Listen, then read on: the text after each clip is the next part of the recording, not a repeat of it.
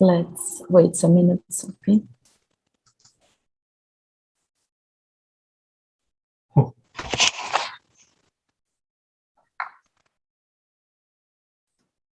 Hello. Hello. Hello. Good evening. Good evening. Yeah, in Japan, 9:30 now, 9 p.m. In Poland, it's 2:30 p.m. Recording stopped. Noon time. In Brazil, it's 9:30 a.m. a.m.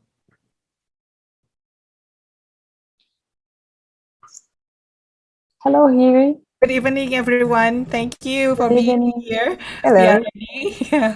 We have our speakers and also our moderator today, Michalina, and I think, yeah. So it's really nice to meet you all tonight. Nice to meet you. Yes, Hi. thank Nice you. to meet you. Nice to meet you.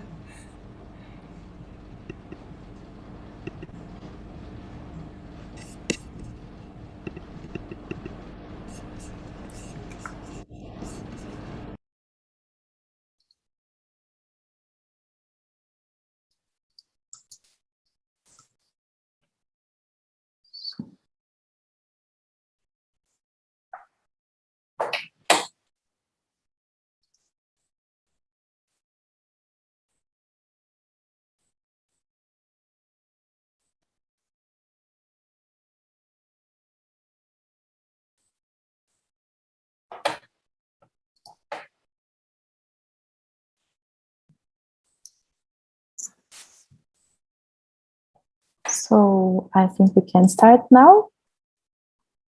Yes. Recording in progress. Okay. Hello, everyone. Hello, Michalina is the Hello. moderator, right? Yes. Hello. Talita is main chair, and I am the co-chair. Yeah, hello, Talita. Nice to meet Hello. you now. Yeah, I didn't meet you last time in Brazil. Sorry. We'll meet again one day. Don't worry. Thank you. It's all right. Thank you. Please.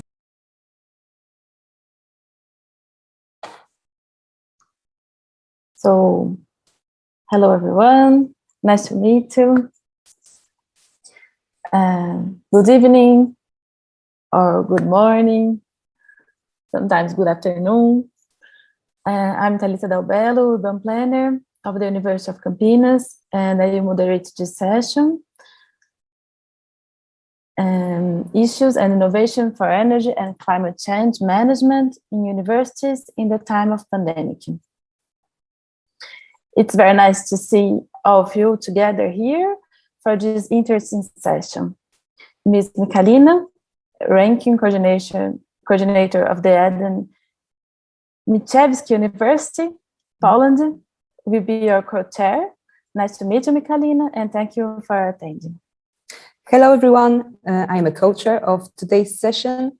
I am the ranking coordinator, as Talita said, from Adam Mickiewicz University, Poznań, in Poland. I would also like to thank the Universitas Indonesia and all the organization team for this great event.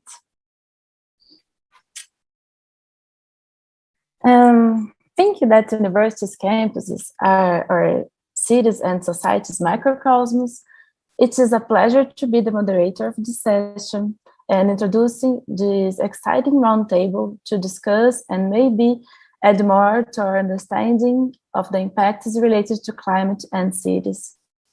Those impacts must be met with intelligence in order for our cities, campuses, and society to be more sustainable. The dynamic of this session is going to be a no more than 4 minutes presentation of the 5 panelists, and we are expecting the public engagement and a lot of questions to take advantage of the knowledge of the related experiences in energy and climate change management in universities in the time of pandemic. So we are going to start with Dr. Mahid Monezadeh, Vice Chancellor for Research of the University of Kazan, Iran, I welcome you to discuss, and please, the floor is yours. Dr. Mahit, are you here?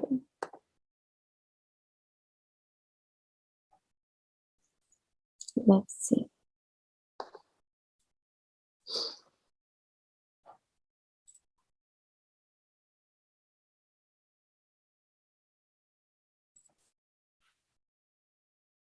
No, I think she's not. He's not here.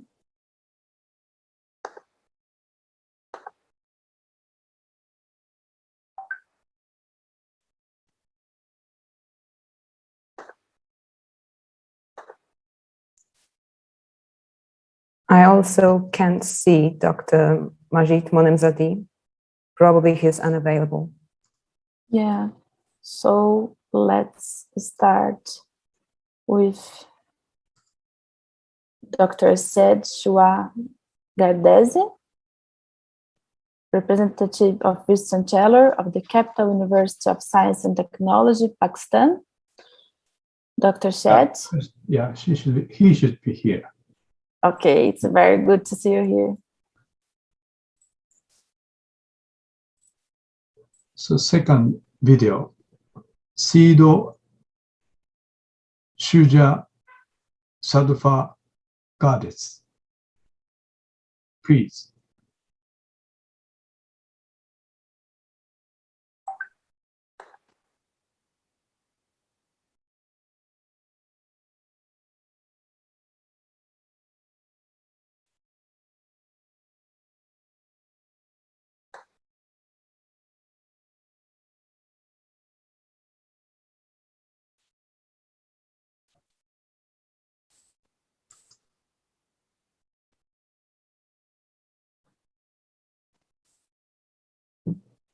Can you find his name in the list?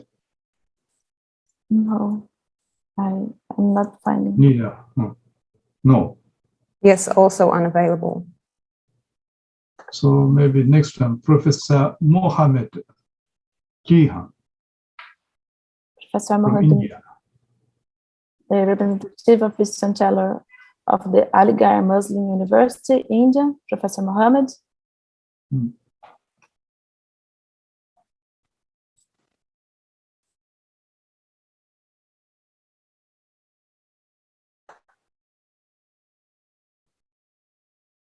Actually, Professor Mohammed is available, but probably he does not hear us. Somebody from Aligarh University, Dr. Lace A. Lace.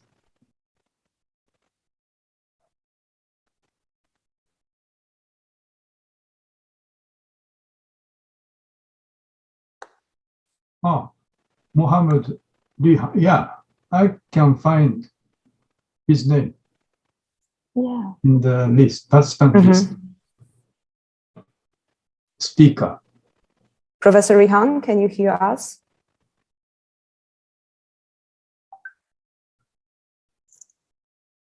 Professor Mohammed Lihan from India, please. Mohammed!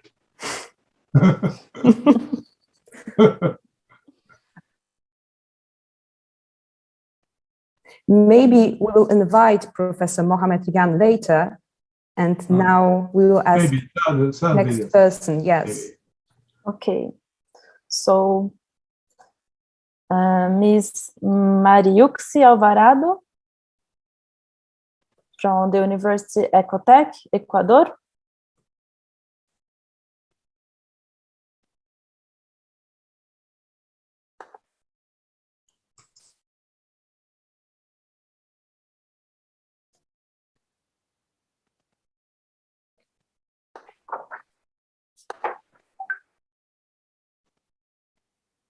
Mariuxi, are you here?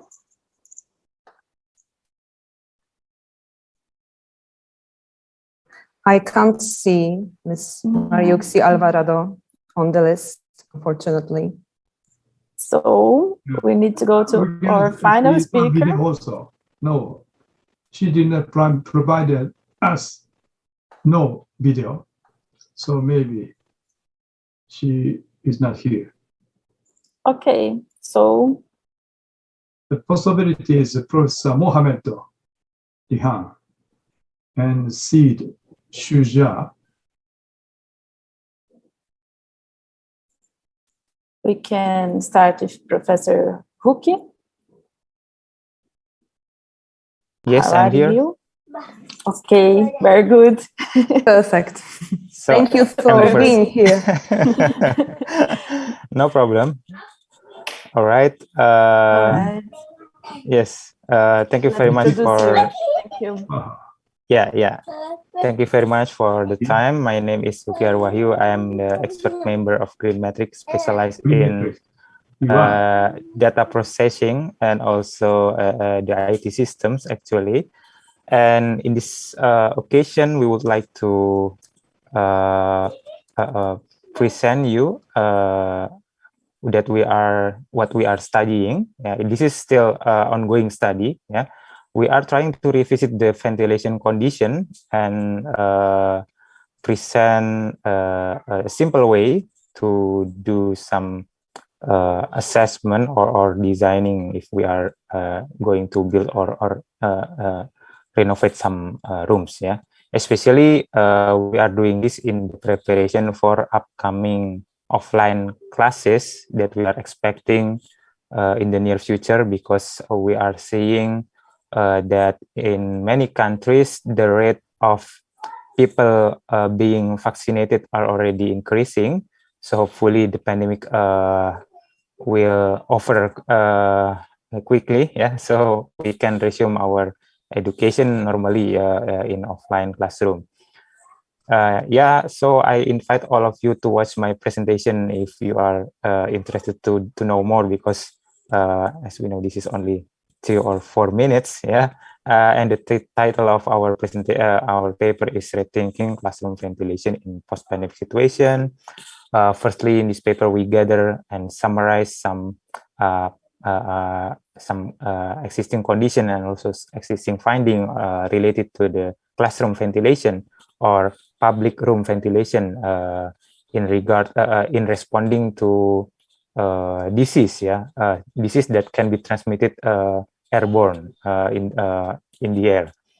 And then we are outlining the latest finding, and we are realizing that in this pandemic situation, some of us are already used to the online class delivery. However, after this 1.5 year, roughly about 1.5 year or more, we are realizing that some limitation of the online classroom is still cannot be solved completely. That's why, although the pandemic may be, if it is not end sooner, we still need to thinking how we deliver offline classes. For example, for a certain subject that really requiring lab activities or etc. Something like that. So in this case, ventilation in the room, ventilation in the classroom is very important to decrease the concentration of aerosols, to decrease the concentration of contaminants that can that possibly be virus in the room. We are we are presenting, currently it is still quite intuitive and straightforward measurement to estimate the minimum airflow requirement for the classroom based on the student activity and also ceiling height and minimum regulation for social distancing, as well as the aerosol condition or aerosol concentration in the outside air. So by doing that, hopefully we can give a simple guideline for adjusting the ventilation and the airflow, especially in the countries in the tropical countries, because in the previous period before the pandemic, this pandemic, actually more buildings are taking advantage of air conditioner. That's why they are choosing to close the window and enjoying the cooler air from the air conditioner, which is, I think it will not be the case anymore because of this pandemic. And in addition, we also present some practical use case where people can use our framework to rethink how they can activate and deactivate their ventilation, for example, to minimize the electricity usage, electricity consumption. And I think that's all the content of our paper this year. Hopefully, we can continue this to more significant and more detailed findings to be published in the journal. Okay, thank you. Back to the moderator. Thank you very much. And here in Brazil, we are taking these guidelines too for our classes. Thank you for our explanation. You're welcome. So maybe there's other speakers here now.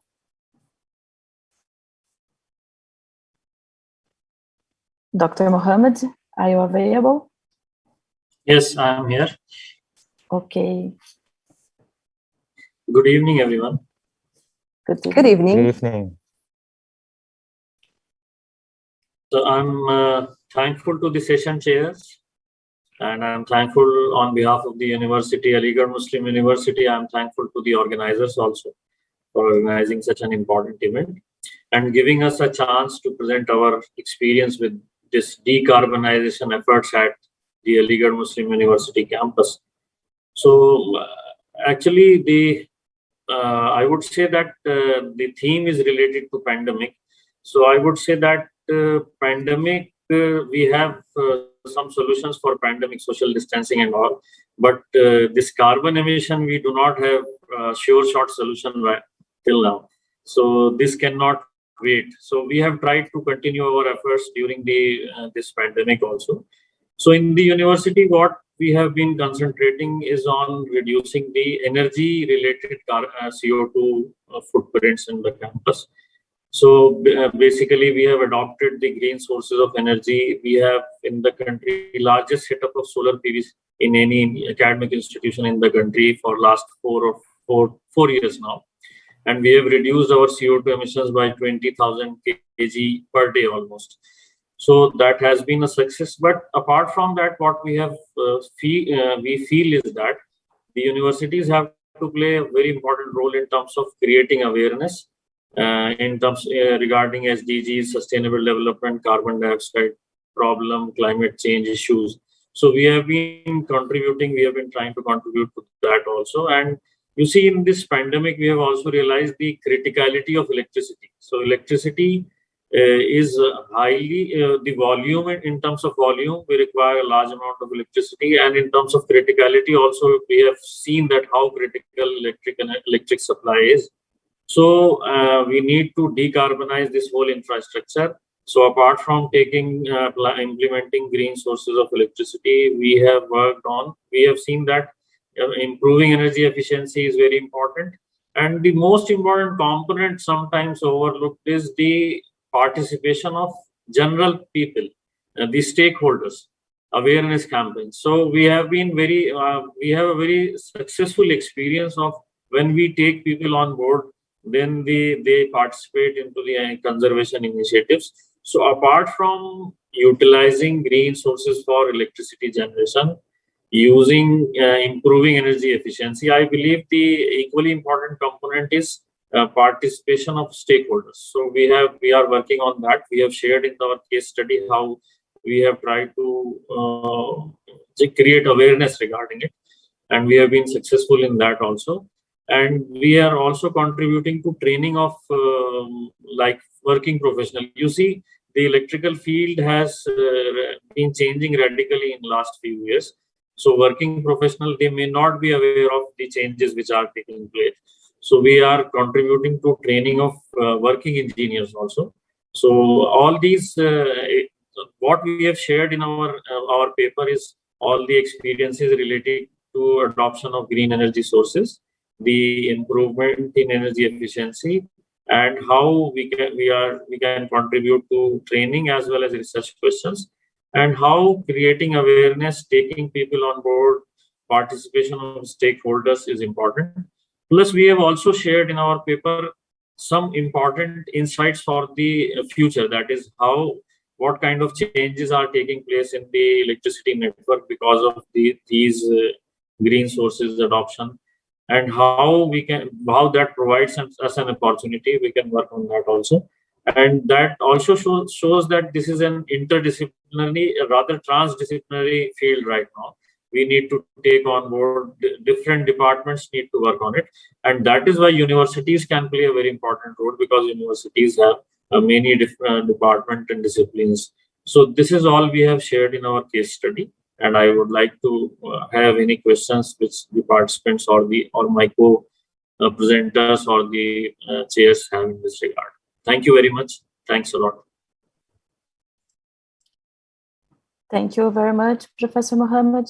The explanation brought us an overview about the Aligarh Muslim University campus decarbonization and its impacts. And now I would like to know if there are more speakers here. I think no, there's no other speakers. Hello. May I have a question? Yeah. Please. Yeah. Creating awareness is very important. And in Japan, I came from Chiba University of Commerce, the first early 100 universities in Japan. And there are close to 800 universities in Japan. And number one, we achieved. So I made a presentation yesterday. Anyway, and so creating awareness, what type of such activities in your case, in India, is Mohammed case. Can you explain us? I would like to hear about it. The first thing which we thought that there were many myths related to energy consumption and its impact. So first we utilizing local media, websites, pamphlets and all, we conveyed the cost in terms of finances as well as in terms of environmental cost to the students, to the faculty. And then we started the initiatives like in collaboration with student branches. We started 1 week of energy conservation awareness campaign. Then we started bringing out things like what is the importance of running air conditioners, say on 24-25 degrees setting as compared to when you run it at 17-18. These things people generally are not aware. Then we networked appliances, standby appliances, how they consume electricity even at standby mode. And in a large campus, if you take it cumulatively, it becomes important. So we conveyed these things which people in general do not. And actually what we did, we tried to bring electricity outside the boundaries of electrical engineering department, because it is a form of energy which is being used by everyone. So we tried to convey them the impact which it is having in financial as well as environmental. And once people understood the impact, we have found that they are participatory in any conservation initiative. Students' bodies have played a very important role in this campaign. So do you take some event about this? Yes, what we do apart from our regular or events, what we do, we mark every important day related to environment. For example, National Energy Conservation Day, World Environment Day, recently Earth Overshoot Day. And for example, this August is the month of Goal 7, related to energy out of say 14 SDGs. So again, so we have utilized these events particularly to create awareness and to ensure their participation.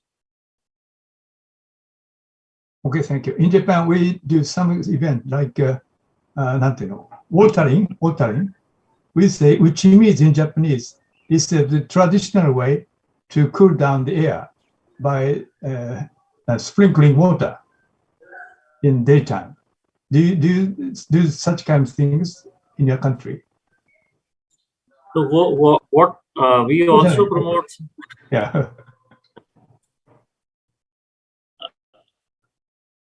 Yeah, thank you very much. Most Maybe we have another questions from the participants. Yes, I had a question for probably not only the speakers, but to all of my colleagues participated in this session.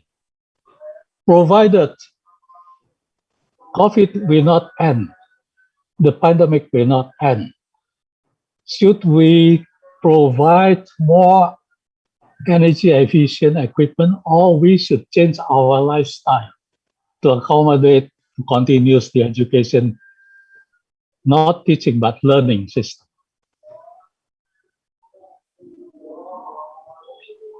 To me, the pandemic teaches us a lot of lessons for changing our own behavior rather than accommodate our behavior by creating energy efficient or sustainable stuff. What do you think?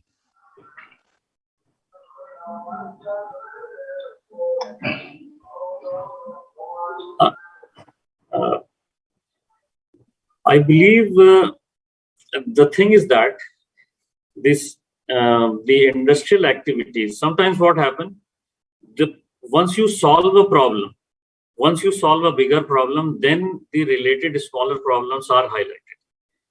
So this, for example, fossil fuel based transportation solved a bigger problem.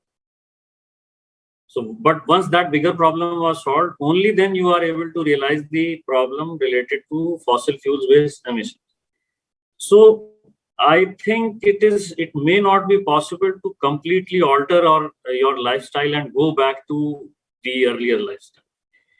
Rather, what I believe is we need a course correction. So where the wastage is there, wherever we can save, we should promote, we should try. For example, you need air conditioning, but the air conditioning should be tried with in a more energy efficient way. That is my opinion in this regard.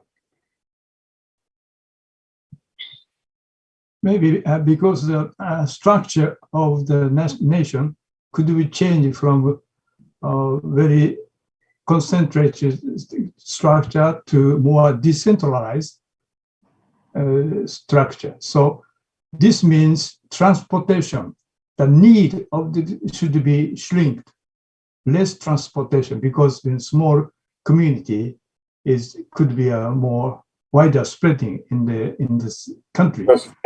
That is true. Yeah. So because by this change, the use of fossil energy should be reduced. This is one point.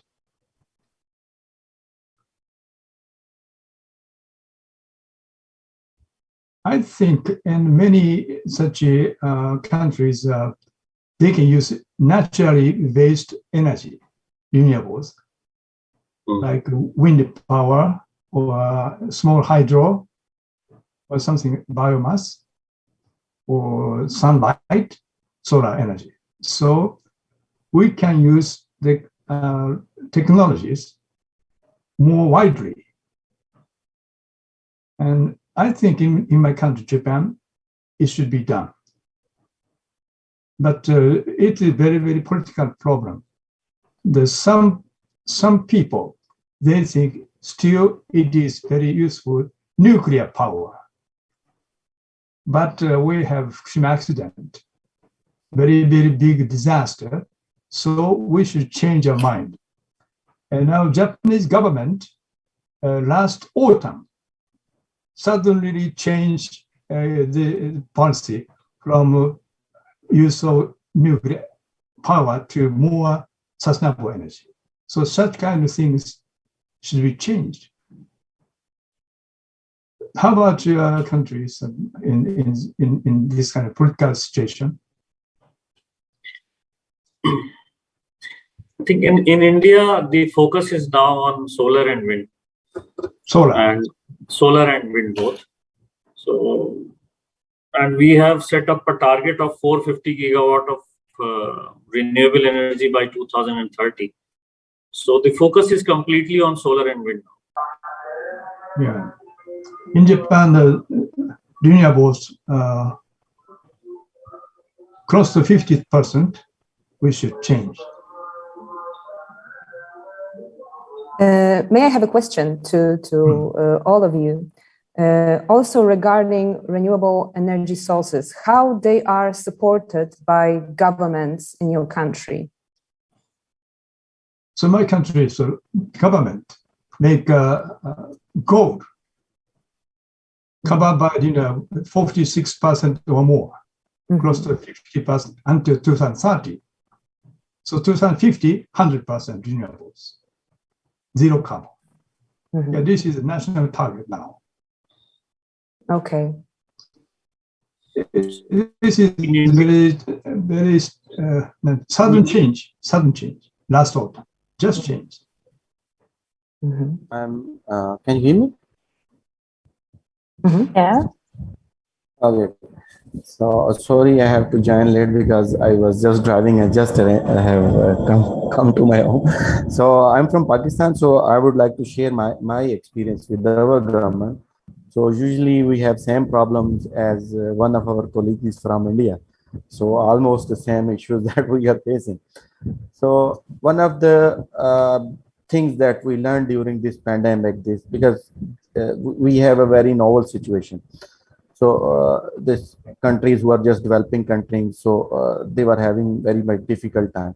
So what we have learned during this period that IT application has boosted in our country too much. So now we are coming to the smart solutions. So this 1 year and so we have seen that so much research has been done to the efficiency of, one of the major crises we have in our country, that is energy. So people are coming with smart solutions. So they are most, targeted. They don't waste the sources too much. Now, as far as the government is concerned, so we don't have so strict targets as Japan, because we don't have so much resources. But one of the best things that is coming, that now the government is owning such things. So they are launching different research funded projects that can help the students to work in this area and come up with the smart solutions. So I hope that in next coming years, so I think we will also have some certain targets to catch up with. So this is from this is the status from my. In India, the policy, we talk about support from government.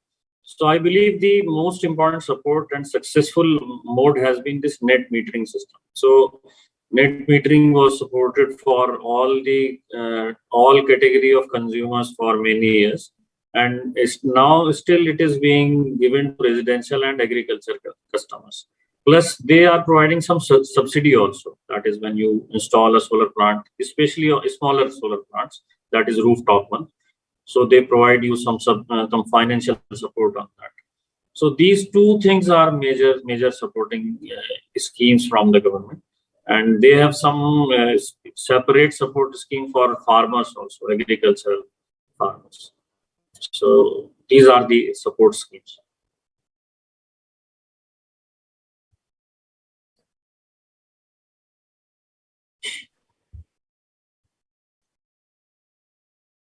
Very good. Thank you for our comments. Dr. Said, would you like to have your presentation? Okay, yes. I think we have a few minutes now. Okay, is it visible? Oh, yeah. Yeah, it's visible. So this is basically this is one of the project that we did with our MS students. So we did some performance energy analysis. Usually we have a now main focus on the energy conservation pattern. So buildings are one of the major concerns that we think that they are not uh, they are not supporting the goal to achieve some sustainable pattern. So we are doing different type of research in our university. So this is one of the case where we try to select different type of multi-story buildings from our city, and we try to convert that how these buildings can be converted to net zero energy buildings. And then what are the what are the benefits of that program. So we have a cost analysis, and we actually come up with the payback period so that we can ask the user that you can do this. So this is one of the part of that particular project. So simply what we did that we have our university building. I will just show you here.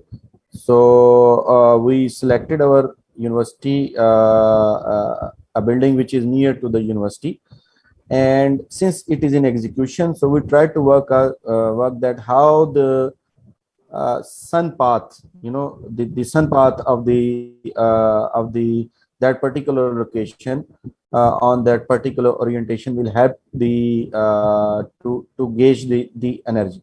So one of the issues was that how this building must be placed. So we try to play with the sun path, and we try to show that if this is the particular path, if this is the particular orientation, you will get maximum benefit from that one. So for the moment we selected at 37 degrees from north, so which is the proposed location. And we developed this model in virtual environment using building information modeling. So this was almost high-rise building. I think there was 16 story. This was a 16-story building, and we the sun path analysis.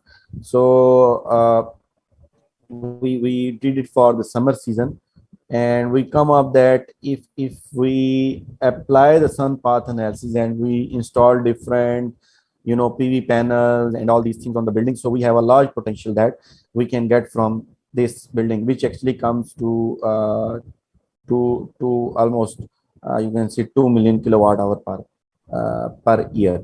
So there were different zones that were identified: yellow zone, then gray zone, and red zone. So these are the schemes that we can have ranges of different ranges from the building. So most probably we were able to get the yellow zone. It means that we have quite high potency for the sun path, so if we use it properly. So this was the basic theme about this particular project. And in our own university, what we did, we are actually using the PV panels and some other innovative methods to conserve the energy. So this was an old project that we did almost 6 months ago. So it was an outside building. Now we are trying to have it and actually replicate the results in our own institute. So this is the basic theme of the research.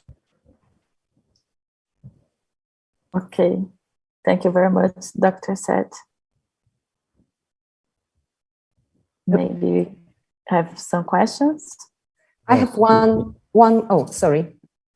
question please. to Professor Gardesi regarding the project. I saw your presentation earlier before the meeting, and it's very informative and interesting, but I wanted to ask you about some limitations which you mentioned. There are some limitations in the project. Yes. Will you conduct further research which will check, for example, different building with other specification? I actually mentioned that this is one of the project, one of the small part of our whole program. So we have another project that is taking side by side. So we selected different, almost 6 or 7 buildings from different parts of the, of the city. So those buildings have different attributes. Now we are trying to analyze that if the attributes are different, how it is going to impact the energy, and how we can come up with a standard, recommendation that if the building has this type of limitations, how it is going to behave. So this is one of the project. Another project that is taking by that, we are playing with the orientation of the building. Let's say we are evolving the building in a 360 complete circle with certain increments like 45 degrees, then 45 degrees, and then 45 degrees. So we are completing the circle, and for each circle we are getting 8 to 10 readings at different orientation. So the position where we get the minimum energy or maximum energy saving, we are trying to play with the materials, with the installations, with the PV panels, and each and everything, that how we can lower down that particular carbon footprint of that building or energy consumption of that building. So these are different projects which are actually going side by side.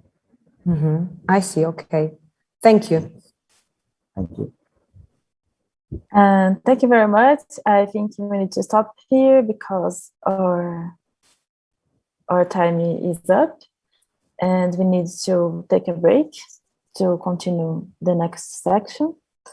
So thank you very much, speakers, participants, and Michalina for joining us and for this very interesting session. I'm sure that all of us will enjoy and learn. Thank you very much. Thank you. Sorry. Thank you. Thank you very much. Thank you Goodbye. for Have a chairing good this day. session. See you later. Thank you so much. Yeah.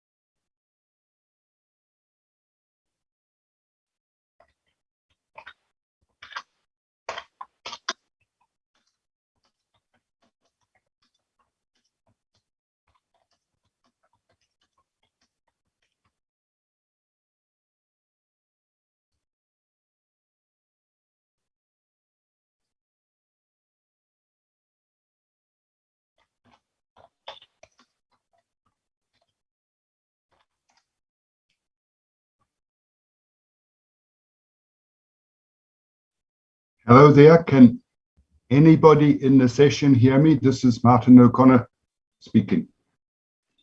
We can hear you, Martin. Thank you. It's clear. Good. Can you see me? Sure. Thank you. I wasn't able to put the background behind me, so you have my real background, but at least that means that you can see who is the chairman at this time. Thank you for inviting me to come. I replace Professor Sylvie Faucheux from France, who at the last minute has got a bad engagement and she can't be here. I'm a colleague in France and I've participated in some of the Green Metric meetings in the past, so I know a little bit about what's going on. I'm not going to provide complicated introductions.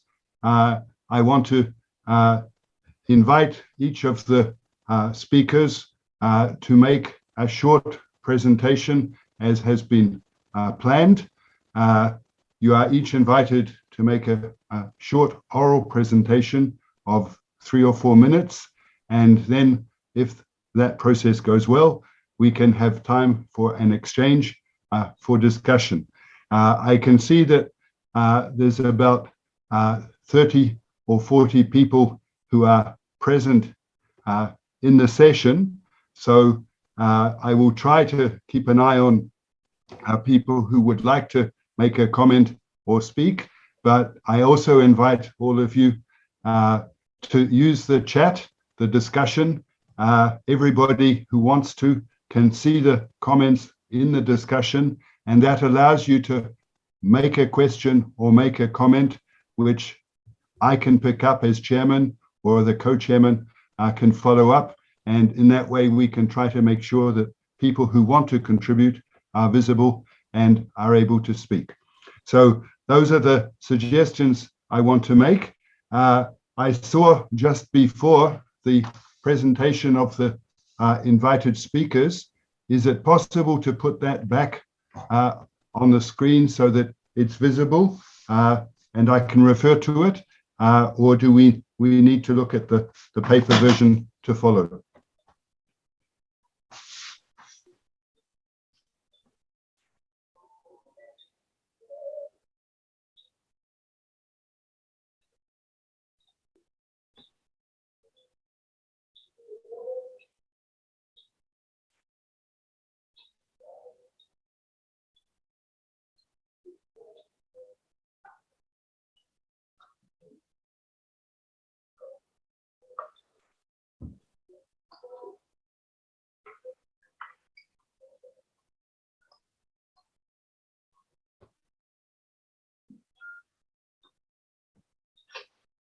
Hello, everybody.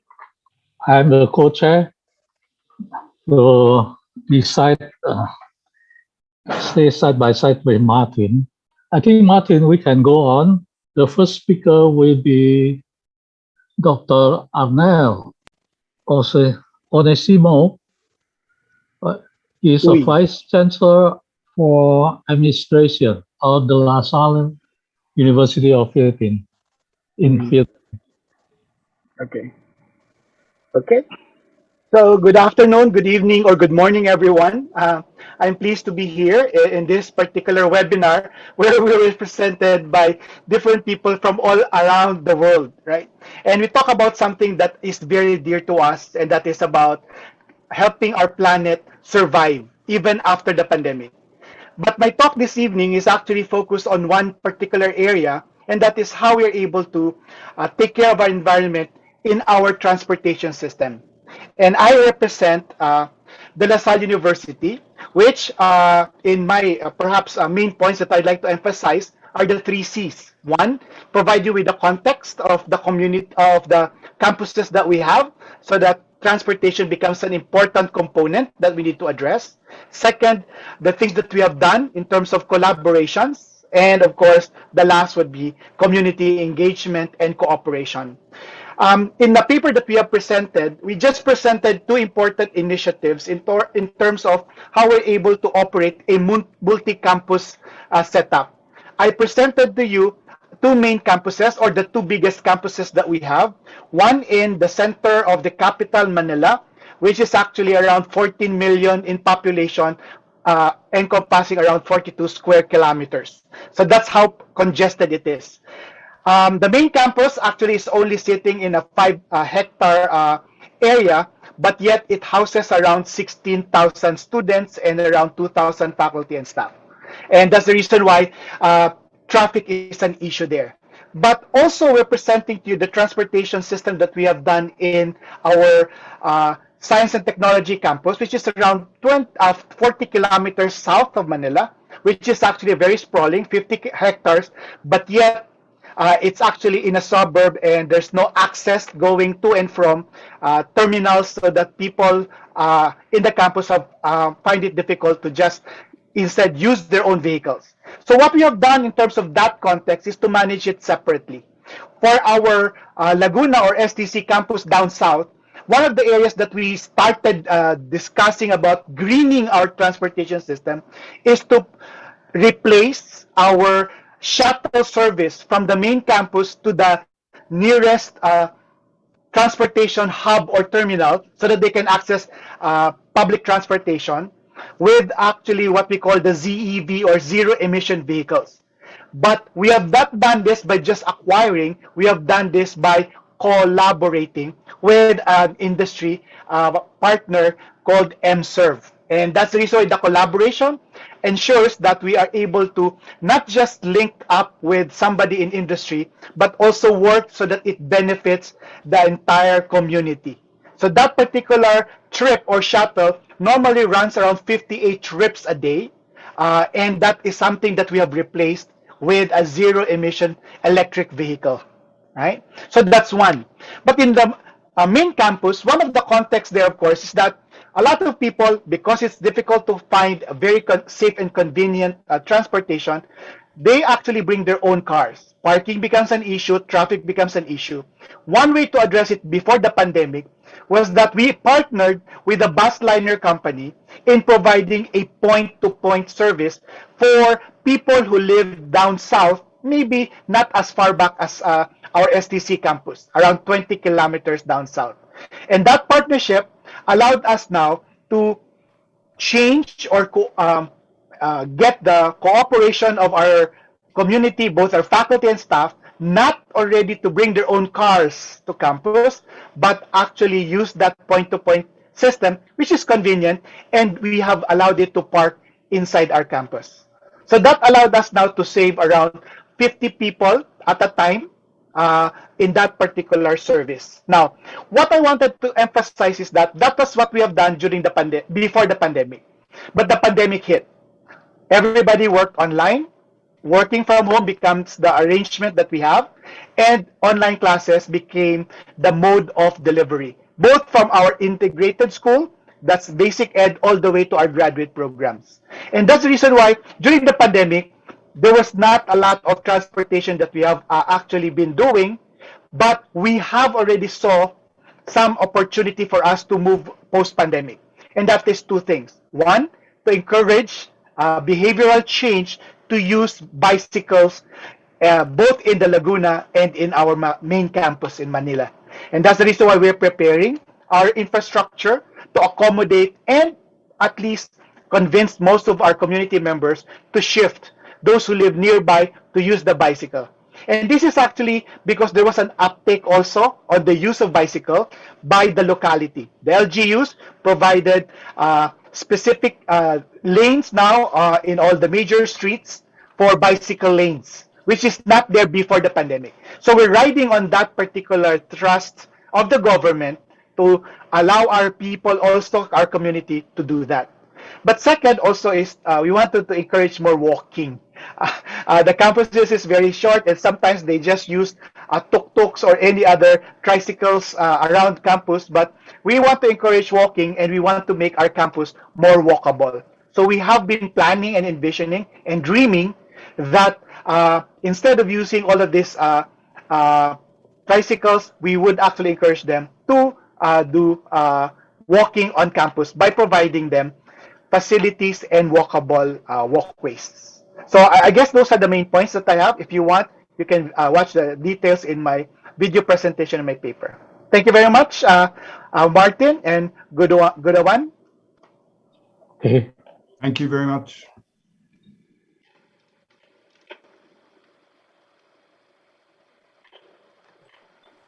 Okay, our next speaker will be Dr. Abdulaziz Abdul Vasikov.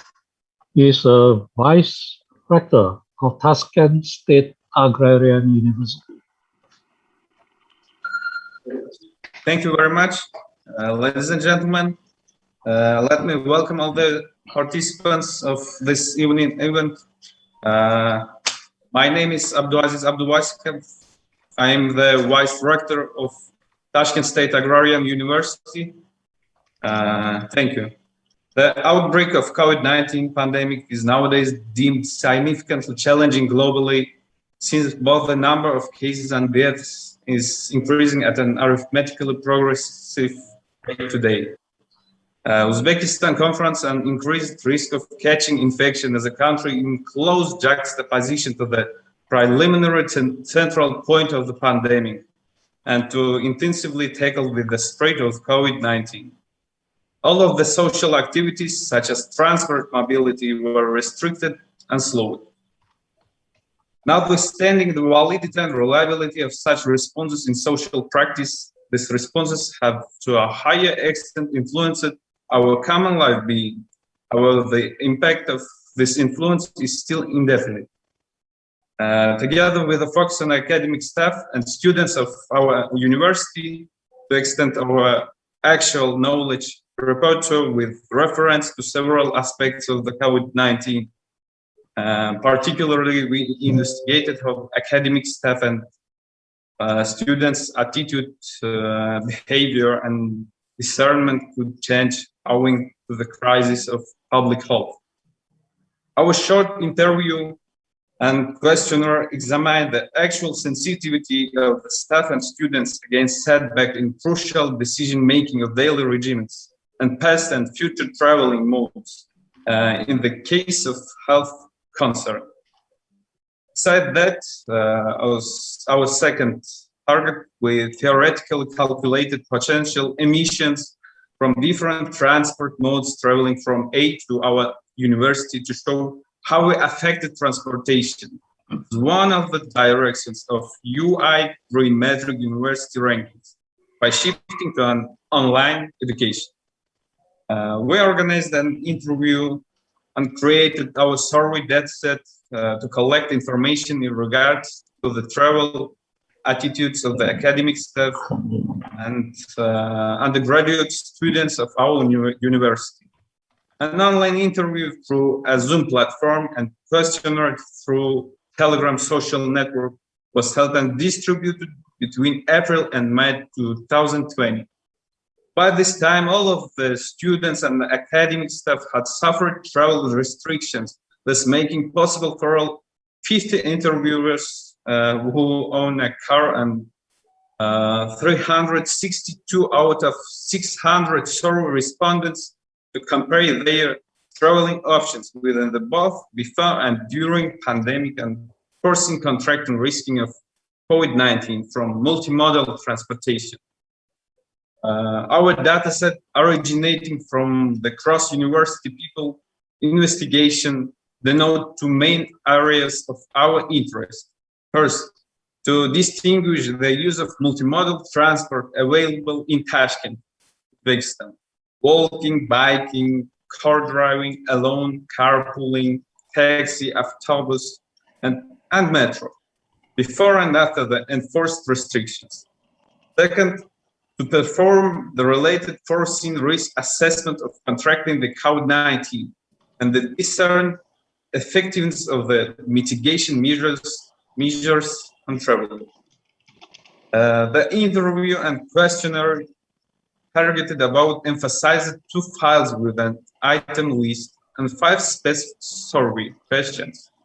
So you can look up in the these workshops that assuming on the given private car type in both questionnaires and interviews, we determined a potential emission that was not emitted to the atmosphere due to the strict quarantine regime according to standard fuel consumption by using the emissions factor and the number of cars. Our dataset helped us determine the attitude behavior of cross-university people on transportation modes before and after the nationwide strict quarantine regime in Uzbekistan. As one of our findings, majority of university population tends to use their private car or autobus to commute from A to our university before and during the COVID-19 pandemic. This in turn may emerge a car-centric culture at a university level. In the view of chances of contracting COVID-19, our target group thinks that traveling with autobus, carpooling, metro, and taxi could highly increases the probability of contracting COVID-19. However, our respondents also suggested the efficiency of transportation restrictions. For instance, restrictions, mobility by autobus, metro, carpooling, private car, and taxi is highly efficient. But this might significantly and adversely impact the local economies. In the term of carbon dioxide emission by strict transportation regulations, within 45 days, 77,400 kilograms of carbon dioxide was prevented to be released to the atmosphere. More or less, this is also the contribution of our university population to the global environment. As far as we cannot deal with the development of our centric culture at the university level, we may introduce electric cars and give social priorities who own an electric car as a nationwide mitigation measure. Thank you very much. Okay, thank you. Our next speaker will be Engineer Erna Matters. She is a representative of rectors of Wageningen University and Research in Netherlands. Please keep your time straight for no more than 4 minutes. Thank you. Thank you for the kind introduction. And I apologize for the difficult place name, Wageningen. And thanks also the Green Metric organization to invite us to contribute to this panel session. At Wageningen University Research in the Netherlands, I work as a policy person on social responsibility, and I'm stationed in the Facility Service Department as part of the team Safety and Environment. Sustainable mobility is one of the topics I'm working on. Mobility and transportation is an essential part of sustainable operations. We aim at transport modes with lower emissions. On campus, this is visible. There's a special bus line for public transport. We do have special paths for the pedestrians and bicycles, cyclists, parking facilities for bikes and charging points, electric cars and EVs. However, in the last 10 years, we see a clear increase in travel at work, in particular in the number of kilometers traveled by aeroplane and motor vehicles.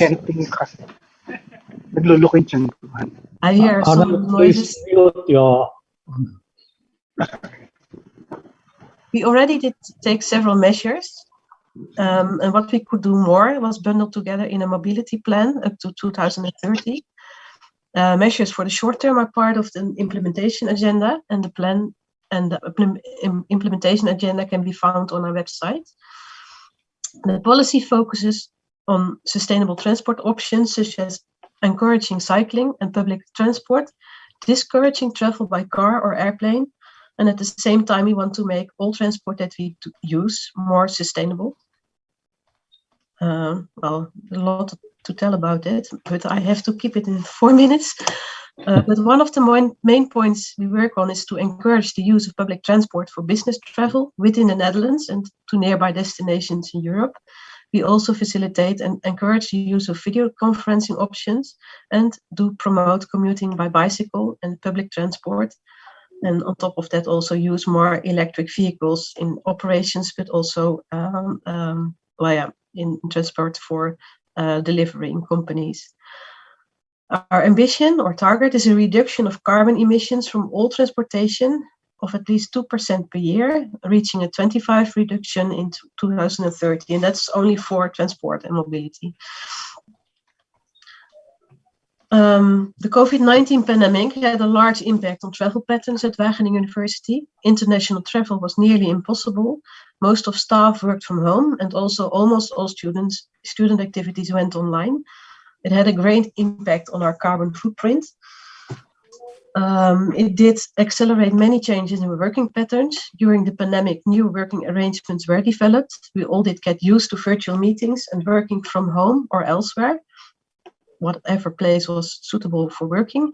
And however, we really missed each other's company and the small talk during coffee and lunch breaks. We also noticed that working remotely and meeting online have advantages. Less time is needed for traveling, you have less travel expenses, and the environmental impact is lower. The question is whether we can keep these advantages as soon as COVID-19 allows us to get back to normal, or maybe the new normal, or will the pandemic change the way we work and travel more definitely? The challenge is to put the new experiences into practice at where we expect that the new working and travel patterns will last. One example is that employees are expected to work from home for 2 days a week on average, as opposed to 1 day a week before the pandemic. We will also promote virtual meetings, e-conferences, and forms of remote and or hybrid working. For our carbon emissions target, a reduction in air travel is where the biggest challenge lies. It will be difficult to reach this target if we do not fly less. But international travel is, at least to some extent, inseparable from a university and research organizations. I expect that we are going to fly after the COVID pandemic again. Key to changing transportation and mobility is behavior. For a company or organization, such as a university, it is possible to influence the choice for a sustainable travel mode by having the right facilities, policies, regulations, and incentives. And then I agree with Mr. From the Philippines that context is really important when looking at mobility. It is important. Would you please conclude your I'm speech? almost ready. It is important to communicate and discuss the options. In the end, it's just about the question, what will be the most sustainable option for me to get from A to B? When planning for a trip, ask yourself, should I take an airplane for this conference or project? Is it possible to take a train or do it online? Or is it necessary to go by car to work? Can I go by bike or public transport, or just work remotely from home or in any other place? So thank you for your attention. Thank you, Anna. Our next speaker, the last speaker, we Dr. Talita dos Santos del Belo. She is a representative of Rector, University of Campinas, Brazil. Very good, thank you. Hello, everyone. Thank you for the moderation. I really appreciate the invitation from the University of Indonesia. And I'm pleased to summarize the Shared Spaces and Social Integration project from the University of Campinas. As other speakers said, the COVID pandemic brought new requirements to daily activities, especially those aimed to ensure public health. In this sense, the use of open public spaces, such as streets, squares, and parks, has become desirable for people to circulate through open and well-ventilated spaces. Therefore, we sought to increase the spaces used for the circulation of pedestrians and cyclists in order to guarantee the minimum distance required. In the city context, the need for more space for active circulation increased, and the tactical urbanism projects became the most viable solution for the flow of pedestrians and cyclists. With universities, there is a need to carefully discuss and plan the return of presential classes, that have been suspended since March 2020 in Brazil.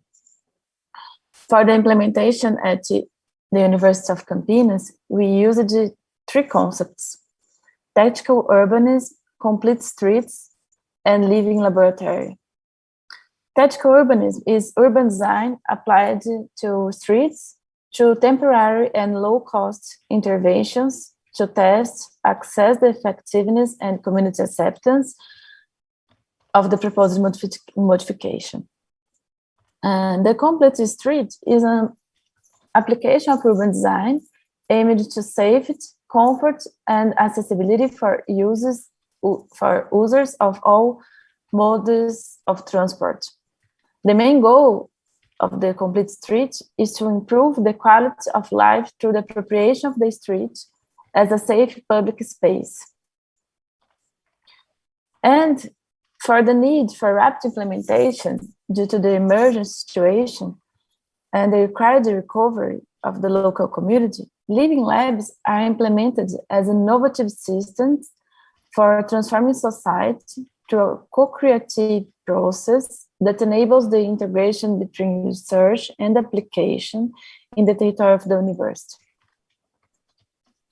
In the case of tactical urbanism project aimed to complete streets, the Living Lab is a methodology that guarantees the collaboration of the entire community, from planning to execution in the real context, in an open and transparent manner, and that allows for evaluation and validation. The main goal of the project is to favor and guide the movement of people on the campus in a time of physical distance. Actions carried out through low-cost operations like painting, signs, banners, and artistic arts on selected streets in strategic areas of the Zeferino Vaz campus of the University of Campinas. And there are some streets that have sidewalks only on one side, and they have low accessibility, narrow in certain parts, and some irregularities in the floor. So in order to tactical urbanism project first actions, it's necessary to organize a group of collaborators from the local community to start planning interventions in each of the proposed streets. The interventions will be paintings and banners that must be designed with the aim of guiding pedestrians, cyclists, and drivers about sharing the respective street. This will be done with the use of graphic elements in an union between the art and orientation. We have already some simulations that were carried out with graphic drawings by members of the Unicamp Arts Institute. We already have the survey and validation of the project at high level administrative, and the next steps for the implementation of this project at Unicamp include the Living Lab activities and the execution of the project. We really hope to have it until November this year, and that's it. Thank you very much. Thank you. Return to you, Martin. Well, thank you to all the speakers and for almost keeping the time. 4 minutes is not very much. I have made some short comments in the chat that maybe you can see. I want to raise a couple of questions to try to start the discussion. First, we see that the focus is on the ways that changes in behavior related to the pandemic may, in many cases, have produced reductions in greenhouse gas emissions, sometimes referred to as carbon reductions, but there are also other types of pollution which can be reduced in the same way, and maybe we should think about that. The question is partly, will the reductions that have been provoked by the pandemic conditions can they be made to be durable or sustainable? And if so, on what basis? And I want to ask the question to each of the speakers. What do you think are the relevant motivations for continuing reductions? Are people motivated by environmental or climate performance goals, or can they be motivated by other types of factors as well? And I was interested by the last speaker, who seemed to be putting a focus on the fact that the experience of displacement and mobility and the way that we improve or change the local habitat, the environment that people move through, this can be an important factor in the motivation for different types of transport and mobility solutions. So my question is, what are the types of motivations that can support the continued reduction of emissions by choices of mobility patterns? Can you answer that by going deeper into the points that you've already made, or new points that you want to raise? Thank you.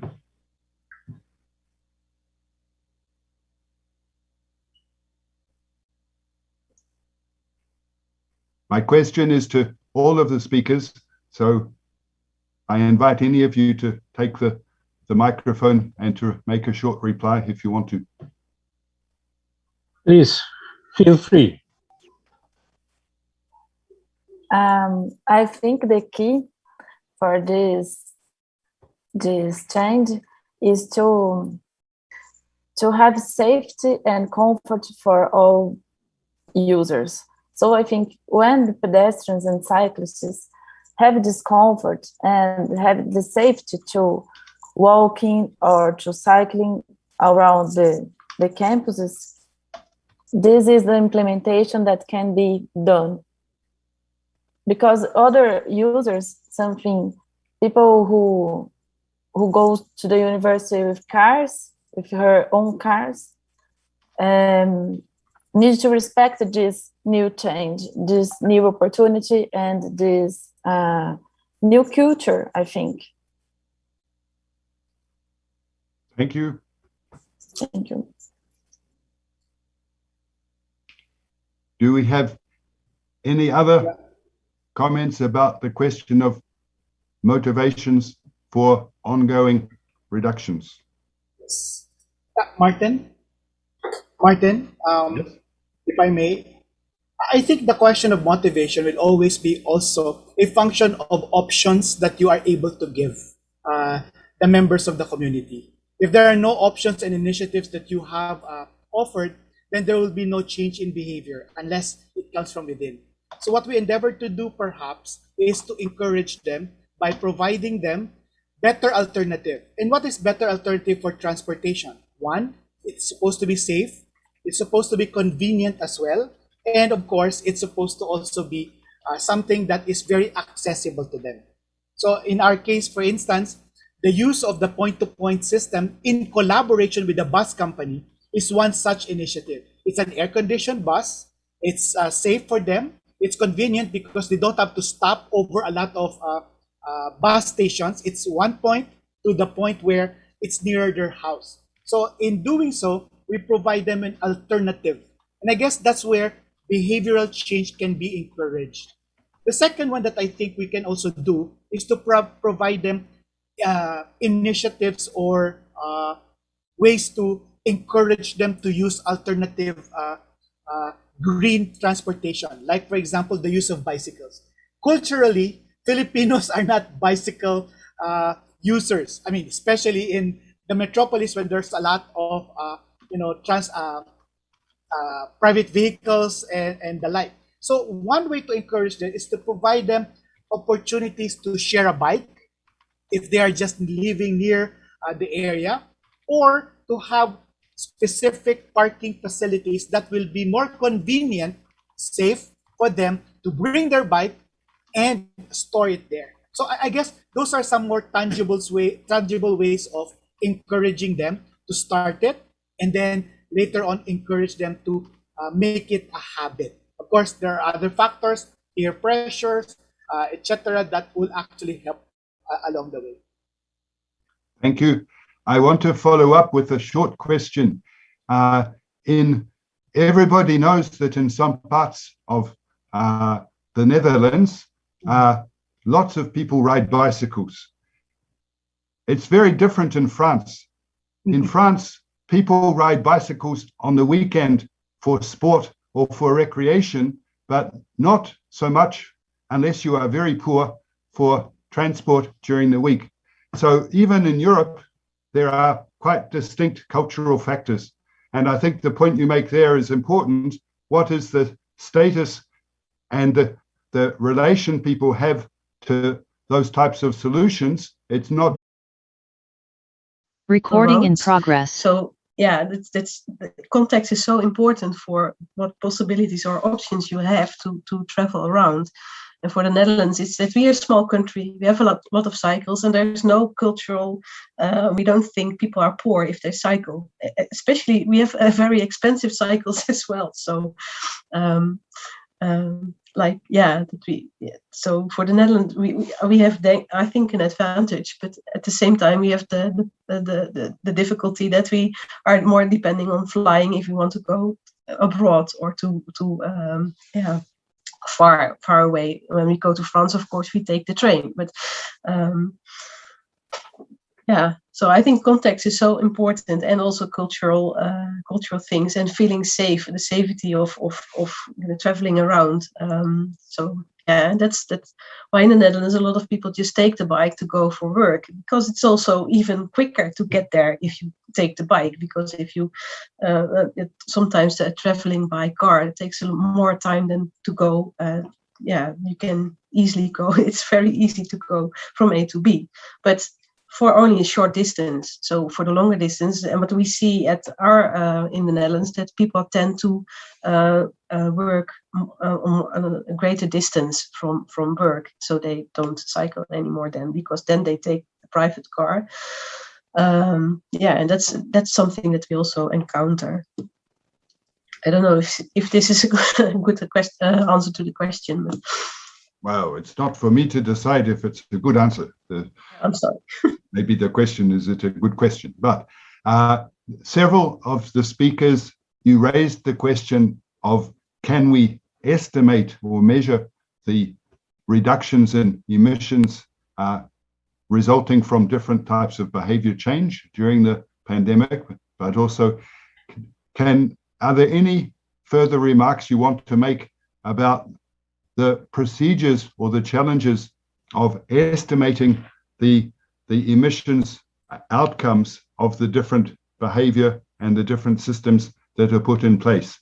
Some of you have used questionnaires and surveys of different sorts. We all know that getting reliable and complete data is almost impossible, but do you think that it can provide you with important insights in a quantitative way? Martin, that's true. That's one of the greatest challenges that we have in quantifying, for example, the reductions in CO2 for behavioral change. But we're up to the challenge. I think that's where we are currently in discussions on how to measure impact of all of this to the environment and to society. And perhaps once we get, for instance, a better handle of this, we can share that in future conferences. We're still taking a look at how others are doing it in other industries. But I guess for now, that's one of the puzzles that we wanted to also solve. So we welcome any suggestions for those who are already more advanced in that particular area. Are there any comments from other speakers on that point? The work that you've done in Tashkent, you seem to be seeking understanding of how much change in emissions is obtained. Do you have any observations about that from your experience? Yes, of course, because as you know that people need some incentives, because after our observations that we have done before, we knew that people need more motivation in terms of money. So if we walk more nowadays, so actually in Uzbekistan, we have a policy that promotes walking among society. So despite having the pandemic, this policy will run afterwards. So it means that if you walk more, you will earn more. So it means that it is also beneficial economically beneficial for each of the participants of our society. So it means that when you walk, for example, let's say around 1 kilometer, so you will receive the equal amount. For example, so you can earn $10. Yeah. So this also kind of motivated our society, and they start walking so much. So yeah, the money is also the important point to motivate our inhabitants in our city. So I think, this also shares some contributions to the global society, because we just implemented this policy in practice. And besides that, we also involved in the decision-making procedures of this of the development of this policy. So we'll see the results afterwards. Thank you very much. We have 3 or 4 minutes before the end of the session. Are there any comments or questions from other people participating in the session? Are there any observations or remarks you would like to make? Just if you want to, take the microphone and make a comment. We're here for that.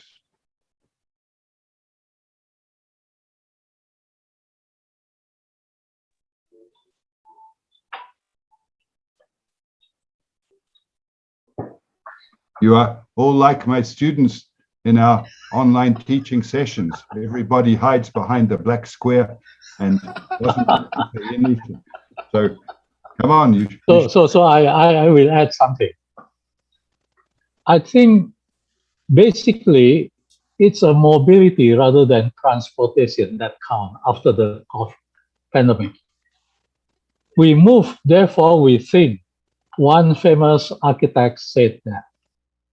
So mobility will depend on how you design the campus and the city. If everything can be within walking distance, that may be very good. You don't need to use public transportation. You don't need to use your car. But cars and other can be a kind of prestige. It's a conspicuous consumption. So pandemic teaches us to reduce the conspicuous consumption rather than using this unproductive stuff. We are already dictated by the car product producing countries, or I say the capitalism doctrine, car-based design. So we need to turn that into a walkable city or bicycle city. So it's a kind of access. We move because we want to reach some point. Therefore, we move. It's an alternative we can choose. That's my opinion, at least.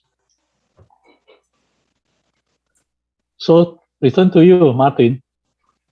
Well, I think your remark is related to the comment that if you have an incentive that if you walk more, you earn more.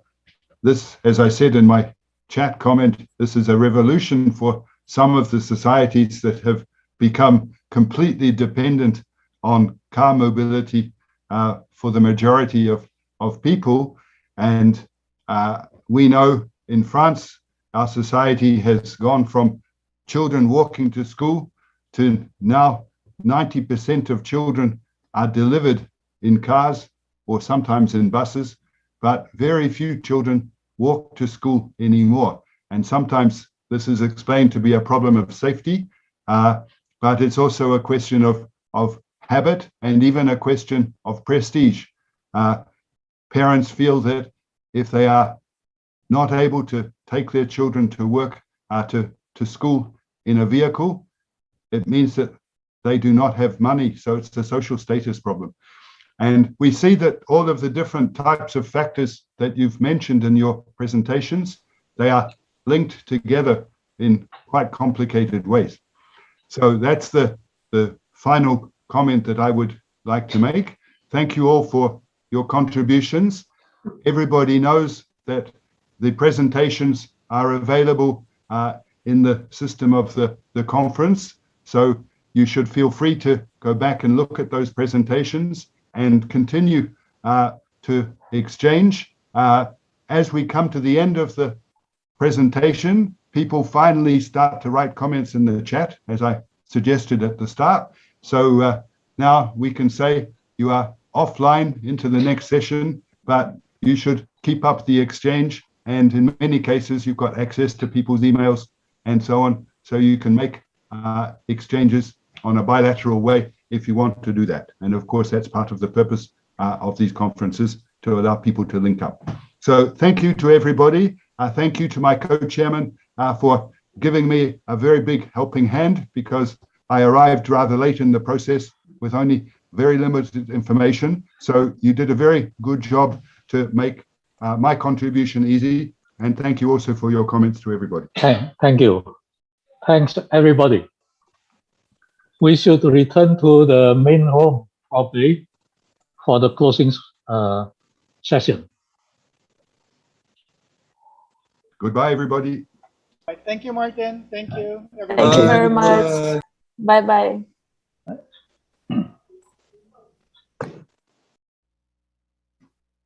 Recording stopped.